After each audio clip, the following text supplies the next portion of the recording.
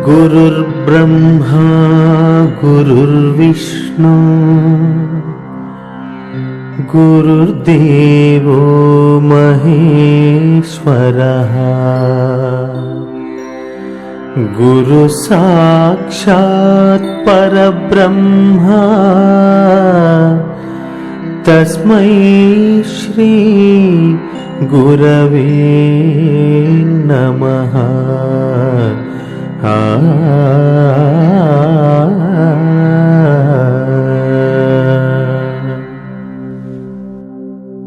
అందుకనే ఆయన అంటున్నాడు, బట్ట బయలను చుదీనికి మొట్టమొదల్ పేరు లేదు, ముదమున ఎరుకే పుట్టి పేర్బెట్టి దీనిని పట్టు కల్వడలేక పారిపోవునురా కనరాదిందు దూరా నేరదురా. పుట్టి చచ్చుచు మళ్ళీ పుట్టి గిట్టుచు నుండు ఇట్టి తిప్పలు నందు ఎరుకే బయలను చూస్తే పారిపోవునురా నరాదెందు దూరా నేరదురా. దూరడం అంటే ఏంటంటే ఇందాక చెప్పాను, గులాబీ పువ్వును చూసినప్పుడు నీ మనస్సు ఆ గులాబీ పువ్వు లోపలికి పోయి గులాబీ పువ్వు రూపాన్ని ధరించింది. ఇక్కడ బట్టబయలును చూసినప్పుడు, ఆ పరమాత్మను చూసినప్పుడు ఎరుక ఆ బట్టబయలులోకి దూరలేకపోతున్నది. దూరితే ఈ బట్టబయలు ఇట్టుందని చెప్పగలిగేదే. అందుకని బట్ట బయలను చూదీనికి మొట్టమొదల్ పేరు లేదు, దీనికి బట్టబయలు అనేటువంటి పేరు మొట్టమొదటి నుంచి లేదు. ముదమున ఎరుకే పుట్టి, ఈ ఎరుక జన్మించిన తరువాత ఇది అన్ని వికారాలని పొంది నాకు ఆధారం ఏంటి, నేను ఎలా వచ్చాను, అసలు నేనేంటి, ఇన్ని వికారాలు నాకు ఎందుకు కలుగుతున్నాయని తనను తాను ప్రశ్నించుకొని తనకు ఆధారమైనటువంటి యొక్క ఆ మూల స్థితిని గమనించిన తర్వాత, ఆ పరంధామాన్ని గమనించిన తర్వాత అప్పుడు ఇదే పేరు పెట్టుకుంది. నేను లేని యొక్క ఉనికి ఏదైతే ఉందో అది బట్టబయలు. అదేంటి బట్టబయలు? మనమంటాం అతిరహస్యము బట్టబయలు అని. ఏంటి అతిరహస్యం బట్టబయలు అంటే? రహస్యంగా ఉన్నదే పరమాత్మ స్వరూపం. కాబట్టి అటువంటి పరమాత్మ స్వరూపం ఏదైతే ఉందో, ముదమున ఎరుకే పుట్టి పేర్బెట్టి దీని పట్టు కల్వడలేక పారిపోవునురా కనరాదిందు దూరా నేరదురా.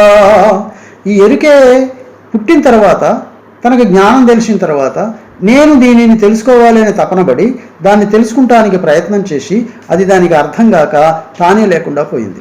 వాసన చూస్తేనే చచ్చేది తుమ్మిద, ఇంకా బట్టబయలు ఎలా ఉందో తెలుసుకుని లోపలికి పోయే అంత సాహసం ఏది దీనికి? అందుకనే మర్కట కిషోర న్యాయం శిష్యుడికి ఉండాలి, మార్జాల కిషోర న్యాయం గురువుకు ఉండాలి. శ్రవణ మనన నిరిధ్యాసలు ఉండాలి. ఎప్పుడూ కూడా వింటూ ఉండటం అనేది మంచి అలవాటు అండి. వింటూ ఉండటం వల్ల, మాట్లాడుతూ ఉండటం వల్ల ఎన్నో రహస్యాలు తెలుసుకుంటాం. తెలిసిందైనా తెలియందైనా మనం మాట్లాడాలి. ఎక్కడో ఒక చోట మనకి తెలియకుండానే ఒక గొప్ప రహస్యం మనము తెలుసుకోగలుగుతాం. ఆ రహస్యాన్ని తెలుసుకోవాలి అంటే మాట మాయ అయితే మానేను, మాట అనేది మాయ అయితే పర్వాలేదులే, ముందు మనం మాట్లాడదాం, మాట్లాడిన తర్వాత రహస్యం తెలుస్తుంది, రహస్యం తెలిసిన తర్వాత మాట్లాడటం అనుకుందాం. కనరాదిందు దూరా నేరదురా. ఆ పరమాత్మ ఎలా ఉన్నాడో దీనికి తెలియదు కాబట్టి దాని లోపలికి దూరడానికి ఇది ప్రయత్నం చేసినా సాధ్యమయ్యేది కాదు. పుట్టి చచ్చుచు మళ్ళీ పుట్టి గిట్టుచు నుండు ఇట్టి తిప్పల నందు ఎరుకే బయలును చూస్తే పారిపోవునురా. పుట్టటము మరణించటం, పుట్టటం మరణించటం. ఇక్కడ పుట్టటము మరణించడం అనే దానికి, రాత్రికి నిద్రపోతున్నాం, పొద్దున్నే నిద్రలేస్తున్నాం, రాత్రి చనిపోయాం, పొద్దున్నే లేచాం.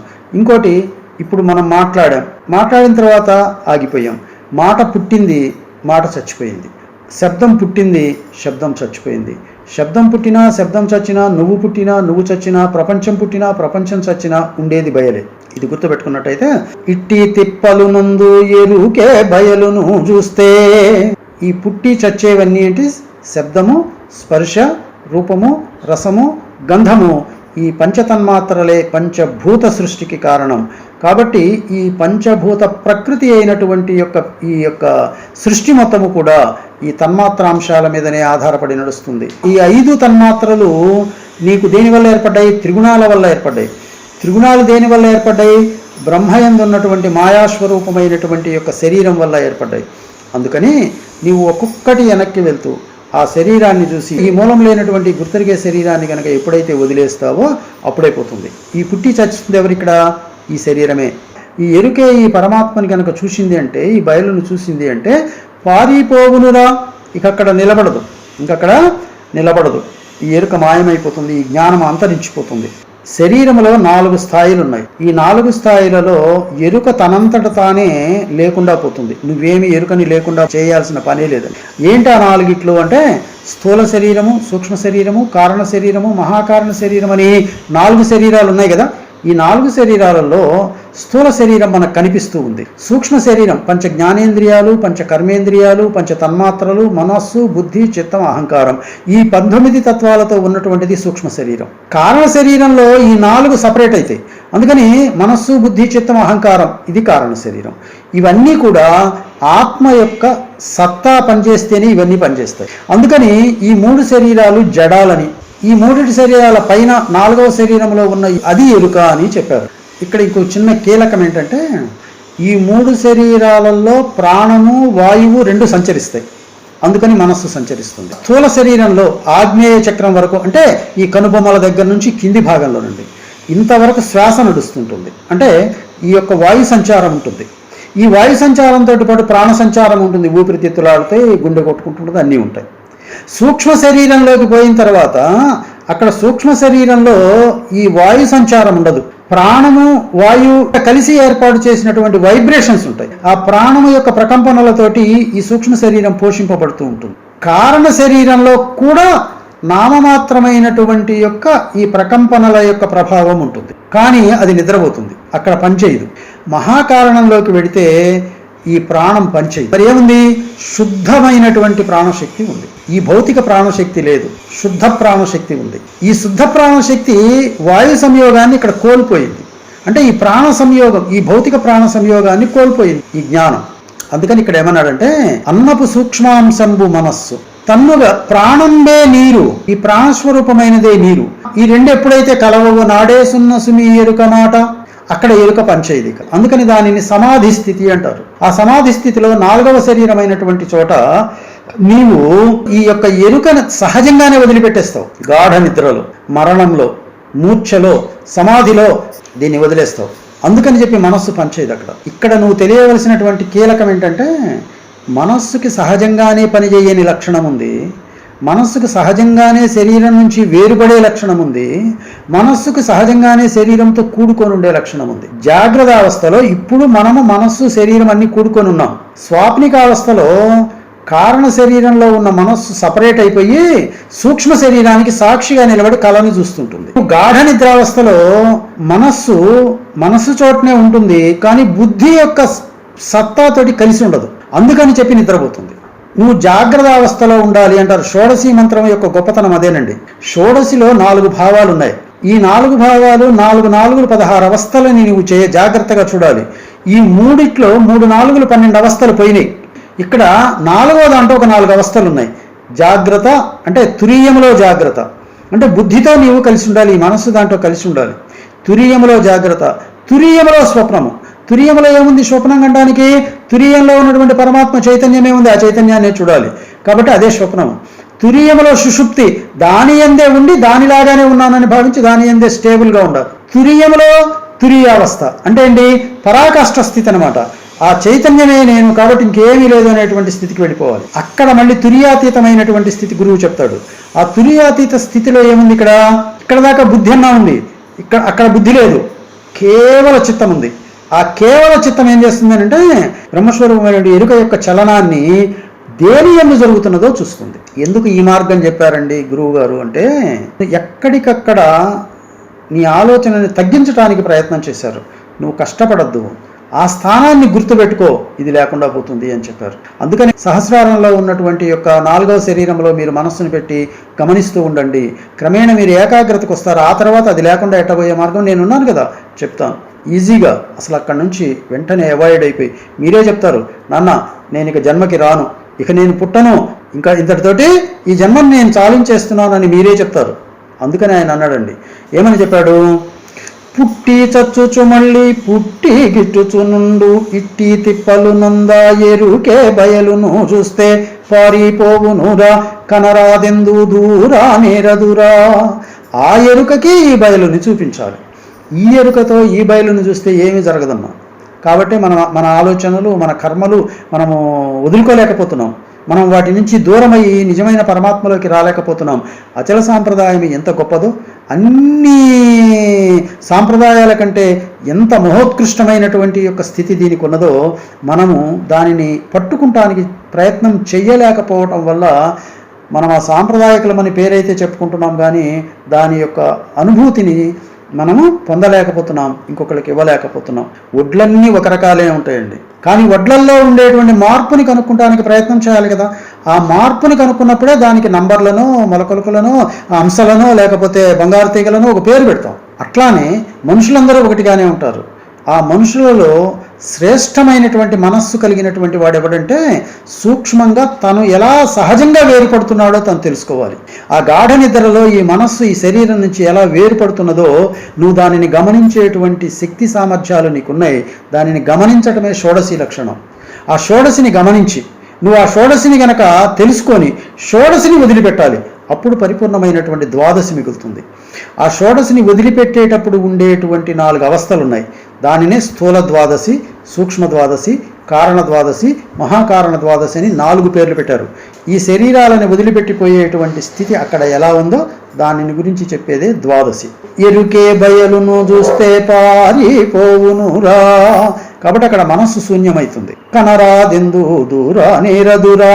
ఈ మనస్సు ఈ సహజంగా తన నుంచి తాను ఎలా దూరం అవుతుందో తెలుసుకుంటానికే మీరు ఇప్పుడు నేను చెప్పేవన్నీ వినాలి. లేకపోతే నీ మనస్సు ఎలా సహజంగా దూరం అవుతున్నదో అర్థం కాదు. అయితే మీరు చెప్పారు కదండి, మాకు అర్థమైపోయిందా, కాబట్టి మేమందరం కూడా ముక్తులమైపోయామంటే మేబీ అయ్యారేమో, మీరే చూసుకోవాలి. ఎందుకంటే కడుపు నిండిందో లేదో మీకు కదా తెలియాలి. మీరు నిద్రపోతే ఆ సుఖం మీకు తెలియాలి, నాకెట్లా తెలుస్తుంది?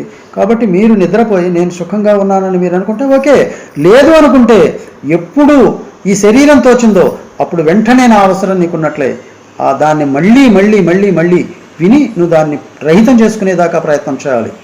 వినుము నేననుచు ఎరిగెడి తను వందున లేక బయల్తా నిండినదౌ కనుగొని నది కనుగొని ఈ తనువును విడనాడు మింతే తడవేలనోయి ఈ పనికింకా గడువేలనోయి.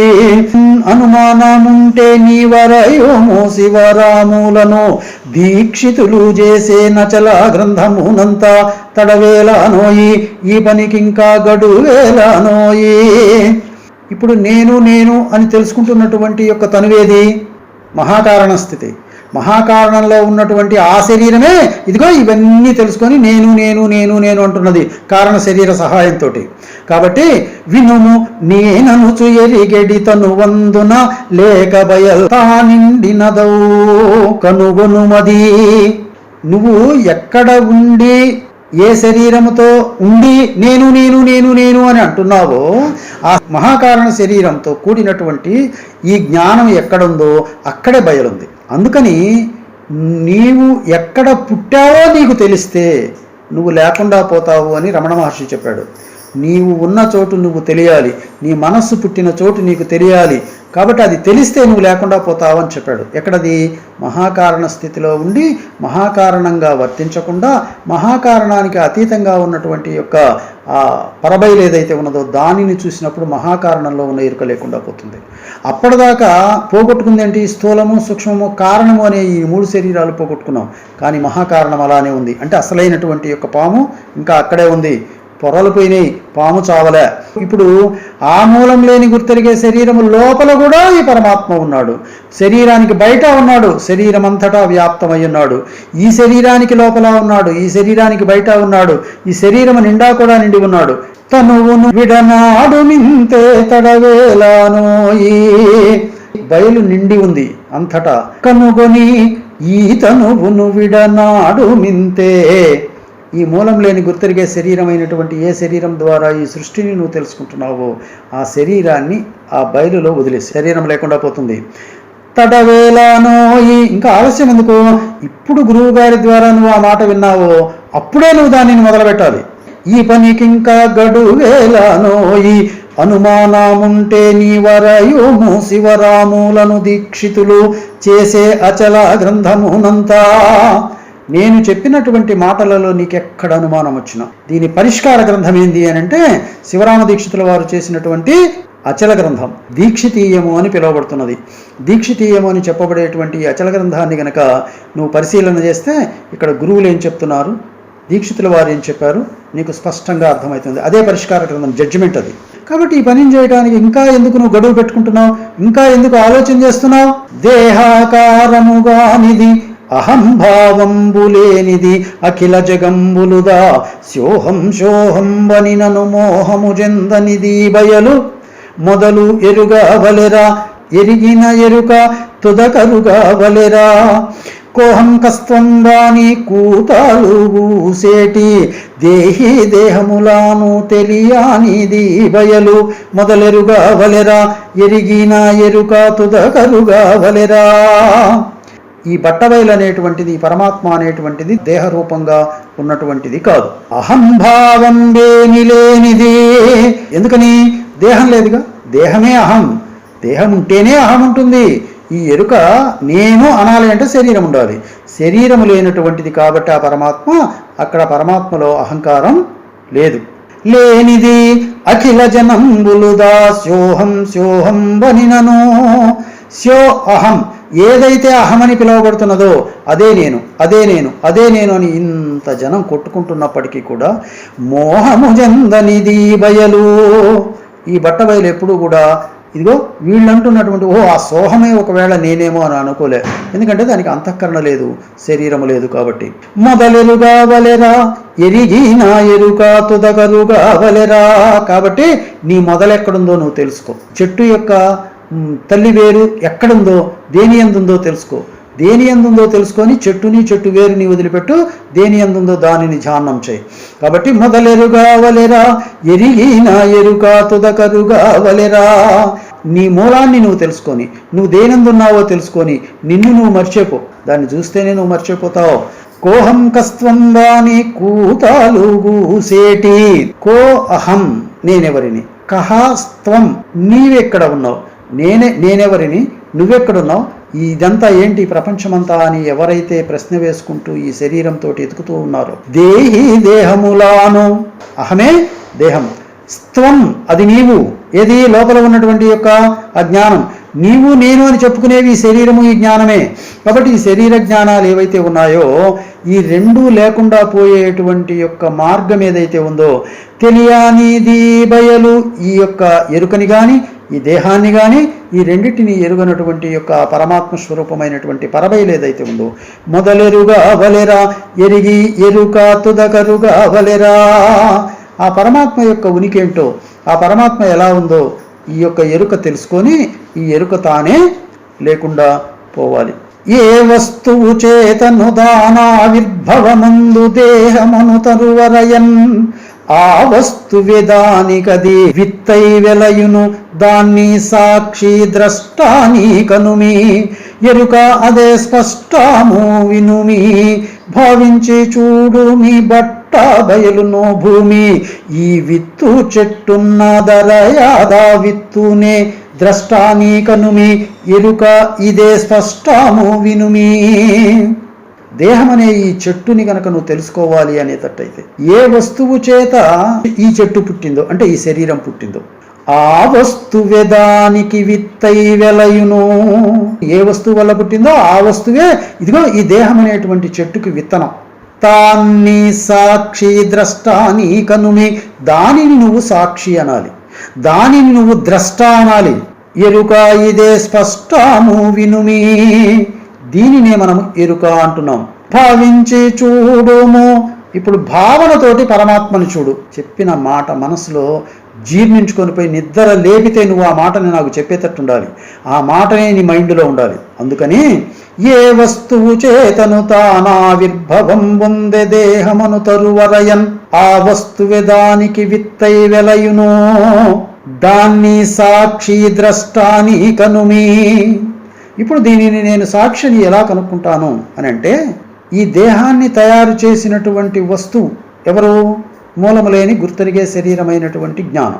ఈ మూలం లేని గుర్తెరిగే శరీరమైనటువంటి ఈ జ్ఞానం ఉన్నది ఇక్కడ 4వ శరీరంలో ఉంది. అంటే ఈ సృష్టిలో కూడా 4 శరీరాలు ఉన్నాయండి. ఇక్కడ స్థూల శరీరం, సూక్ష్మ శరీరం, కారణ శరీరం, మహాకారణ శరీరం అని ఎట్లా అనుకున్నావో అట్లానే స్థూల జగత్తు, సూక్ష్మ జగత్తు, కారణ జగత్తు, మహాకారణ జగత్తు 4 విధాలుగా విభజించి ఆ మహాకారణంలో ఏమున్నదో దానిని గనక తెలుసుకున్నట్టయితే ఈ మహాకారణంలో ఉన్న ఎరుక, ఆ మహాకారణంలో ఉన్న ఎరుక 2 ఒకటవుతాయి. కాబట్టి అది సూక్ష్మ శరీరంలో కలలు కనేటప్పుడు బాగా ఆలోచించండి. ఈ కలలో నీవు నాతో మాట్లాడుతున్నట్లుగా నీకే కల వచ్చింది. ఈ కలని కంటూ ఉన్న సమయంలో నీవు నన్ను చూస్తున్నావు, నిన్ను కూడా చూస్తున్నావు. అవునా? ఇప్పుడు మాత్రం మీరు మీలోనే ఉన్నారు, నన్నొక్కడనే చూస్తున్నారు, మీరు మిమ్మల్ని చూడటంలే, మీకు చేత కావటంలే. కానీ కలలో మీరు నన్ను చూస్తున్నారు, నిన్ను నువ్వు చూస్తున్నావు. అంటే ఇప్పుడు నువ్వు నీ శరీరానికి నా శరీరానికి వేరుగా ఉన్నావా, లేకపోతే ఒకటిగా ఉన్నావా? వేరుగా ఉన్నావు. దానిని సాక్షి అంటున్నాం. అంటే ఇప్పుడు సాక్షిత్వం అనేది ఈ ఎరుకకి సహజ లక్షణమా, లేకపోతే నువ్వు కొని తెచ్చుకోవాలా? సహజ లక్షణమే. అందుకనే వేరుబడి చూస్తున్నది. ఇప్పుడు కూడా వేరుబడి చూడగలదు, కానీ అది ఎట్లా జరిగిందో నీకు తెలియలే. అది తెలుసుకుంటే అప్పుడు నువ్వు చూడగలుగుతావు. అందుకే గురువు కావాలి. కాబట్టి అక్కడ ఎట్లా అయితే నువ్వు వేరుబడి చూస్తున్నావో ఆ చూస్తున్నటువంటి విధి విధానాన్ని సాక్షి అని, చూస్తున్నావు కాబట్టి ద్రష్ట అని అంటున్నావు కదా. ఇప్పుడు తెలుసుకుంటున్నది ఎవరిక్కడ? ద్రష్టగా ఉన్నా సాక్షిగా ఉన్నా నువ్వే కదా తెలుసుకుంటున్నావు. కళలో ఉన్న వాళ్ళు తెలుసుకోవట్లే, కళని చూస్తున్న నువ్వు తెలుసుకుంటున్నావు. అందుకని ఎరుక ఇదే స్పష్టము వినుమా. ఎరుక ఇదే, ఆ తెలుసుకుంటున్నటువంటి సాక్షే ఎరుక. అక్కడ ఎట్లా ఉన్నావు? ఆ ఎరుక ఎలా ఉంది? ఈ ఎరుక ఎక్కడ ఉంది? ఈ కళంతా ఎక్కడ నడిచింది? ఇదంతా బట్టబయల్లోనే నడిచింది. కళా బట్టబయల్లోనే ఉంది. ఎరుక సాక్షి అయినటువంటి వాడు బట్టబయల్లోనే ఉన్నాడు.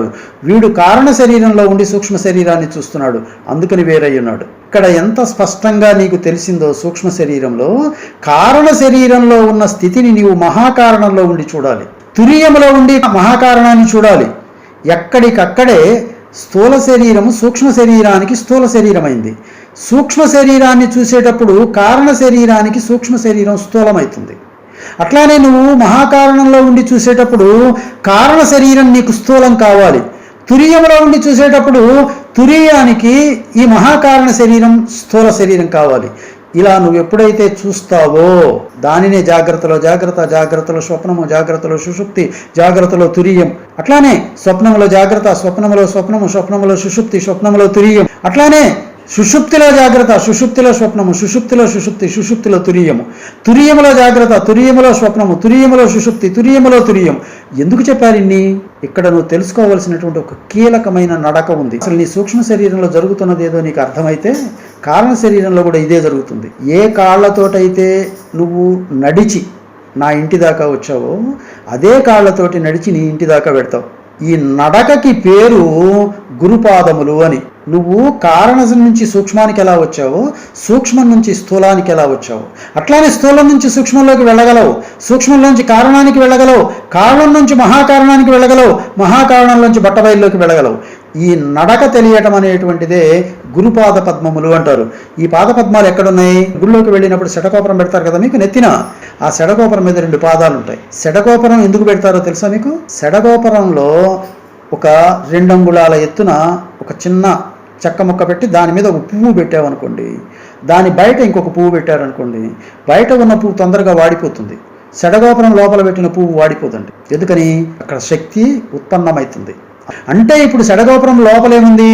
శక్తి వస్తూ ఉంది, శక్తి మళ్ళీ నీకు ఇస్తూ ఉంది. ఇవ్వడము తీసుకోవడము అనేది శటగోపురం లక్షణం. అట్లానే ఈ శక్తి స్వరూపములు అయినటువంటి నీవు ఈ శరీరంలోకి రావటం, ఈ శరీరంలో పనిచేయటం, మళ్ళీ వెళ్ళిపోయి విశ్రాంతి తీసుకోవటం, ఇదంతా నీకు సహజ లక్షణం. అందుకని ఈ సహజ లక్షణాన్ని నువ్వెందుకు ప్రాణాయామ కుంభక యోగాల ద్వారా పరవశించిపోతున్నానండి అనుకోను చూడాలా.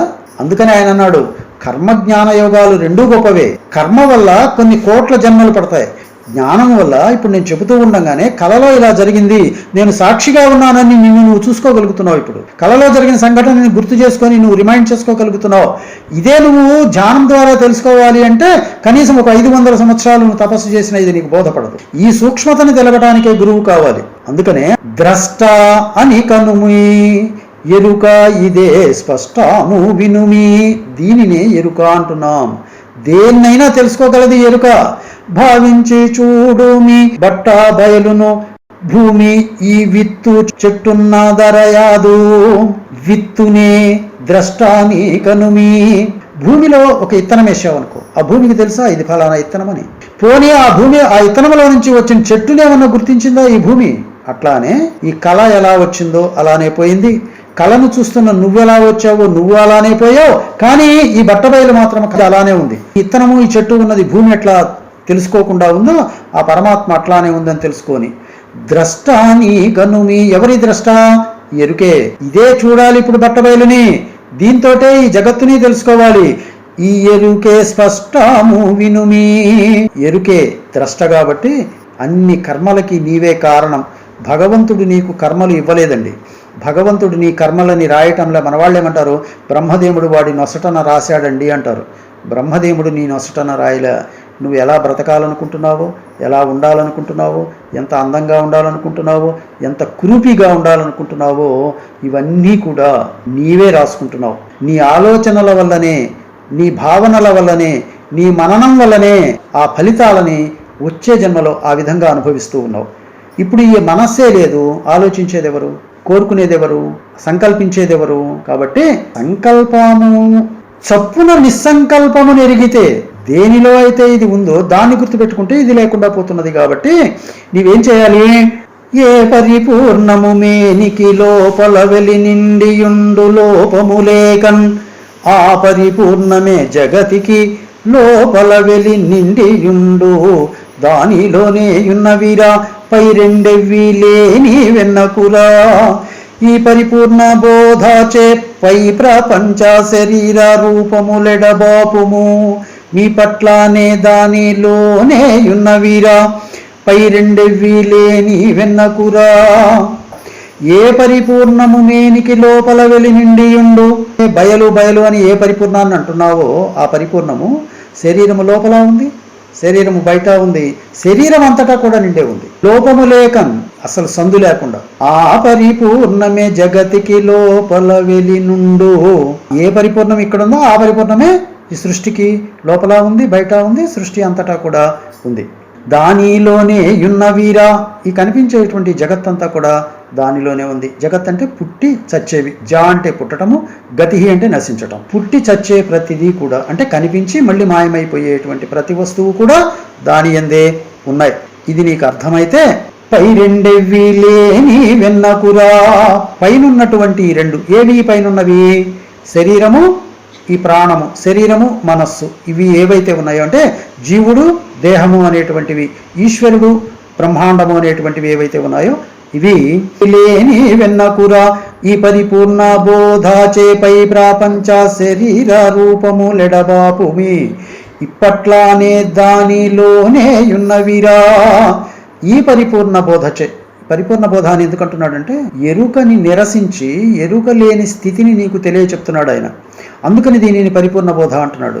ఈ పరిపూర్ణ బోధచే పై ప్రపంచ శరీరములు, ఈ శరీరము, ఈ ప్రకృతి, ఇదిగో ఈ జ్ఞానము, ఇవన్నీ ఏవైతే చెప్తున్నావో ఈ రూపాలన్నీ కూడా పరమాత్మ జ్ఞానంతో, పరిపూర్ణ జ్ఞానంతో వాటిని వదిలేసాయి. ఈ పరిపూర్ణములోని ఇవన్నీ ఉన్నాయని గుర్తుపెట్టుకో.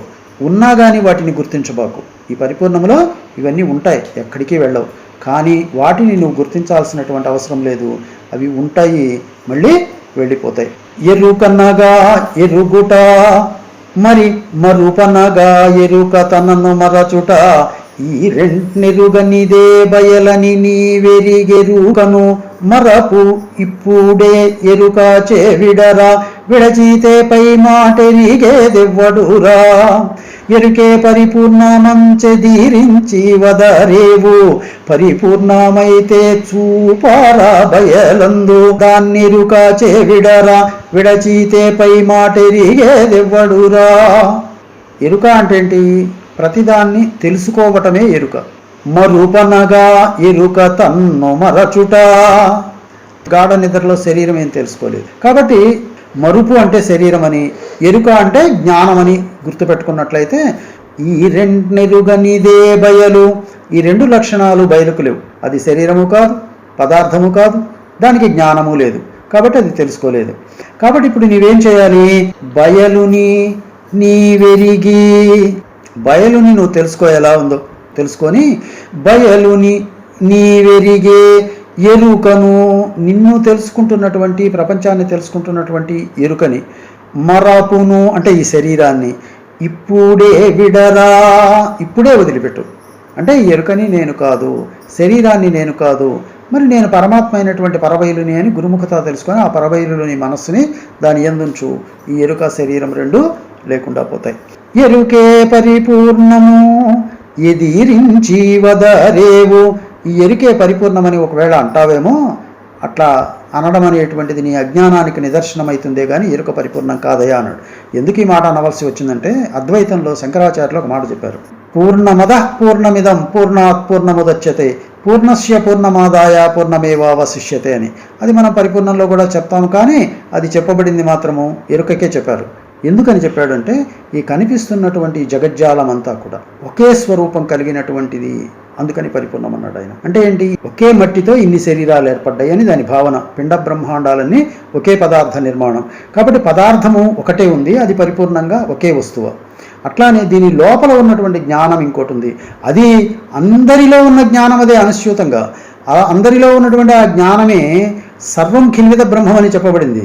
ఆ జ్ఞానము పరిపూర్ణమే. అందుకనే పూర్ణమద పూర్ణమిదం అని రెండు చెప్పాడు. ఈ శరీరాన్ని తీసేస్తే ఉన్నది ఎరుకే, ఆ ఎరుకే పరిపూర్ణమైనటువంటిది అని శంకరాచార్యుడు చెప్పాడు. అందుకని మనం అది కాదన్నాం. ఈ శ్లోకం మాత్రం దీనికి చెప్పబడ్డది, ఎరుకకే చెప్పబడ్డది. అందుకని ఈ ఎరుకే ఇదే పరిపూర్ణమని గనక అన్నావా, పరిపూర్ణమైతే చూపారా బయలందు ఉన్నదాన్ని రిగించి విడరా విడచీతే పై మాటిరిగేదెవ్వడురా. ఇప్పుడు పరిపూర్ణమైనటువంటి పరబ్రహ్మస్వరూపంలో ఎరుక లేదు. ఎరుక లేనటువంటి పరిపూర్ణ స్వరూపాన్ని గమనించి దాంట్లో ఎరుక ఉన్నదేమో చూడు. ఎందుకంటే చూడటానికి నువ్వు ఉండవు కాబట్టి పరిపూర్ణములో లేనటువంటిది ఎరుక. కాబట్టి ఈ ఎరుక పరిపూర్ణమని అనకూడదు. ఇది ఉంటుంది కాసేపు, తర్వాత వెళ్ళిపోతూ ఉంటుంది. అందుకని నువ్వు ఎంతసేపటికి కూడా పరిపూర్ణమైనటువంటి ఈ పరబయలుని తెలుసుకొని పరిపూర్ణమైనటువంటి యొక్క ఈ పరబయలులోని మనస్సుని నిక్షిప్తం చేసి నిద్ర వచ్చేదాకా, ప్రాణం పోయేదాకా దీనిని మననం చెయ్యాలి అనేటువంటిదే గురువుగారి యొక్క కాన్సెప్ట్. అందుకని దానిని ఊహించు, భావించు, దాని యందు జీవించు. మంగళం గురుదేవాయ మహనీయ గుణాత్మనే సర్వలోక శరణ్యాయ సాధురూపాయ మంగళం సాధురూపాయ మంగళం.